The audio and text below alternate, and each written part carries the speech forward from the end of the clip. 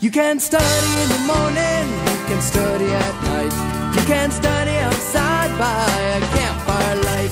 You can study with the... Recently, USY, the International Movement of Conservative Youth, had their convention. The International Convention. It's an amazing event. I remember mine in 1987. I have a picture in my office. I can still find myself amongst the hundreds and hundreds of kids that were there. This year was a little different. See, there are policies that drive the behavior of the leadership of this movement, the leadership of the youth, specifically the international board and the regional boards of USY. And up until this year, there was a policy on the books that said that there was a ban on interfaith dating, that leaders in USY could not date someone of a different religion. But that all changed this year. Now, the policy says that leaders should model healthy Jewish dating choices. And it goes on to say that these include recognizing the importance of dating within the Jewish community and treating each person with the recognition that they were created in the image of God. It's beautiful language. A number of people, though, have come out and said that this is a terrible, terrible thing for the conservative movement, specifically for the youth. This is a weakening of our moral and religious foundation, that conservative Judaism stands not only for change, but tradition and change, and that we have to have lines drawn in the sand as to what is okay and what isn't okay.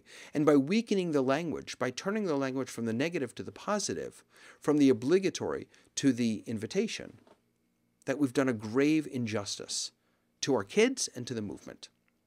Others say, all we've done is made the language more positive. It's not a big deal, and it's not, in fact, a change in our policy at all. Here's my fundamental struggle with this question. My fundamental struggle is that we don't think about obligation the same way we did 20 years ago. When I was a kid growing up, obligation in the Jewish world was something that was discussed. It was something that many people, not everyone, but many people embraced, that we had an obligation to our Jewish communities, to our Jewish faith, to God.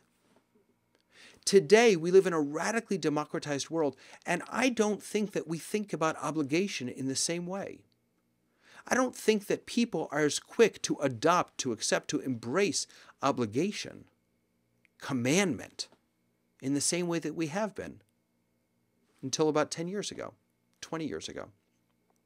Nowadays, people want to understand why they have to do what they're told to do. They have to see the benefit. They have to see the value. And that's not being selfish as much as it is wanting to understand on a deeper level the meaning of what I'm incorporating or about to incorporate or what you're asking me to incorporate in my life.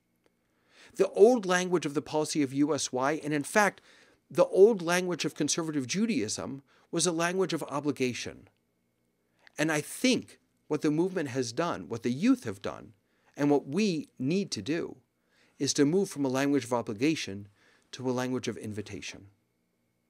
We have to be able to sell on our own why marrying another Jew, why keeping Shabbat, why observing kashrut, why davening, why doing tikkun olam, any of the things that Jews do, we have to sell why that is valuable on its own. We can't just rely on you have to. We can't just have our default be because God said so, because it's a mitzvah. That answer is not resonating with our congregants and with our kids. We have to invite people in to become part of the process of creating a sense of obligation, rather than having that obligation be imposed upon them. So I don't know whether this particular change in USY policy will have a lasting impact or an effect on whether kids stay connected or grow more connected or drift farther away from Judaism. But I do think that it's a window into a struggle that we're all having. The struggle between obligation and invitation. For me, obligation is still a powerful word. For me, knowing that God wants me to do something is still resonant. It's still powerful. But as a leader of my community, and as these kids are leaders of their communities, it's not just what resonates for me. It also has to be what resonates for the larger group, for the larger people. And if inviting instead of obligating is what will help people become more connected, then I invite you. It's okay, as you will see, that we're bound to disagree. Don't have to see eye to eye to make the Torah come alive. Now that I've had my say, let's not waste the whole day.